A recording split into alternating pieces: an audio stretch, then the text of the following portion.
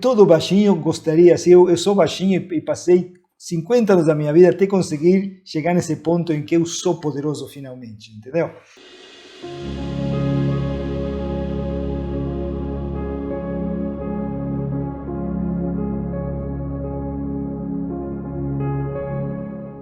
E o que todo ego quer é se sentir poderoso em algum momento, e de fato somos todos igualmente poderosos. Ou seja, eu estou com você, eu interpreto você de um certo jeito, e graças a essa interpretação eu tenho sentimentos, emoções, desejos, medos, angústia, enfim. E você me interpreta usando as suas referências, ou seja, as suas perspectivas, os seus pensamentos, e logo você me vê de uma certa maneira. E aí se cria uma relação em que as minhas alucinações e as suas, se tivermos sorte, vão ser complementares. Se não tivermos essa sorte, vamos ter que trabalhar para torná-las complementares de alguma maneira. Caso contrário, cada um vai por seu caminho. Então, assim, o outro, de novo, ele me interpreta do jeito que ele quiser. Por isso que nós estávamos falando ultimamente assim, quando a gente escuta a opinião de alguém sobre um assunto, nem que seja sobre mim, na verdade a pessoa está falando dela. Porque é ela que está vendo isso. E se ela está vendo isso, ela está, ao dizer o que está vendo, está explicitando os pensamentos que carrega na mente. Então, quando alguém reclama de uma coisa, está explicitando os pensamentos de exigência, os valores, as crenças que ela tem.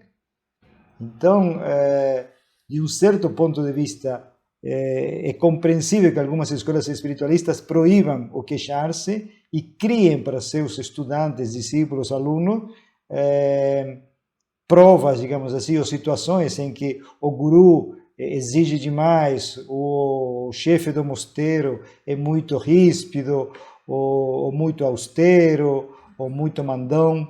Daí faz sentido até o voto de obediência que se faz na Igreja Católica. Entende? Eu treino com uma outra pessoa de obedecer, supostamente a pessoa é uma pessoa decente, vai me pentelhar um pouquinho, mas não vai me obrigar a fazer coisas ridículas, né? Então, o voto de obediência, porque se a pessoa está me pedindo isso, eu tenho que treinar em algum lugar, de alguma forma, que eu estou com Deus, e que Deus está me pedindo isso. O problema nessa abordagem é que tem que ficar claro que a minha resposta, mesmo que seja resposta automática, é igualmente divina, sagrada e, por sua vez, também é Deus em ação. Assim como a conduta da pessoa, a maneira como ela fala, o que ela pede podemos dizer assim, a vontade de Deus, porque caso contrário não aconteceria, a minha reação também, igualmente, é a vontade de Deus. Tá? Então, o jogo é esse, somos todos veículos através dos quais o infinito pode experienciar todo tipo de coisa. Não tem, assim, minha interpretação do outro não é melhor que a interpretação que o outro tem de mim, são todas interpretações. E apreciem, porque eu sei que ficamos meio sem chão quando começamos a pensar essas coisas, mas apreciem a liberdade que nos é dada. Podemos pensar o que quisermos. Teoricamente. Você me diz, sim, mas eu não consigo, algumas coisas não dá. Tá, tudo bem, algumas coisas não dá, mas 99% dá. E essas outras, talvez, se você treinar as 90% que dá, as outras vai ser eventualmente um dia possível. Porque nossa experiência é uma experiência mediada pelos pensamentos. Então, nesse sentido, necessariamente, é uma experiência na qual nós participamos ativamente, uma experiência que nós definimos ao aceitar como válidos certos pensamentos, certos enfoques. Outras pessoas olham para a mesma pessoa, para a mesma situação e sentem, vivem e entendem as coisas de uma maneira completamente diferente. Então, eu tenho o poder e eu atribuo o poder aos pensamentos que eu uso. A outra pessoa também, como é a inteligência igual que eu, ela também otorga poder aos pensamentos que ela quer otorgar poder.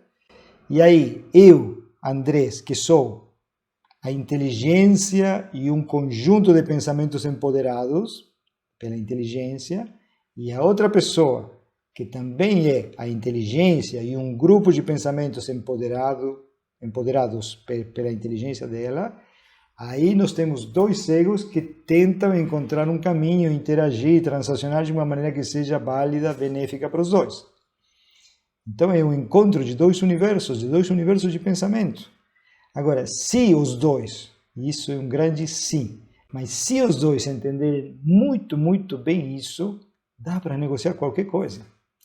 Porque se os dois entendemos muito bem isso, eu não sou nada, você não é nada, somos um campo de possibilidades e podemos criar juntos o que quisermos, mas o difícil é chegar nesse ponto de neutralidade, de independência emocional, em que você não precisa nada do outro, mas como o outro também não precisa nada de você, vocês dizem, que tal se a gente fica junto e fazemos algumas coisinhas? Olha, eu quero isso, eu prefiro aquilo, que tal se fazemos uma coisa intermediária?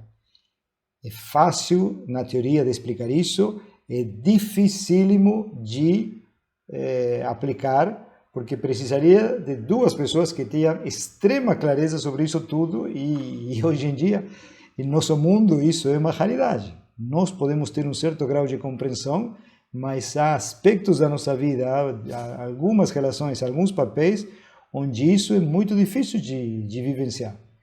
Eu posso ser neutro em relação a que eu posso dizer, ao que acontece em Moçambique. Não sei nem o que acontece em Moçambique, mas então assim, como não tenho vínculo, não tenho conexão, mal sei o que acontece em Moçambique, se fico sabendo de alguma coisa, olho com relativa objetividade e desapego.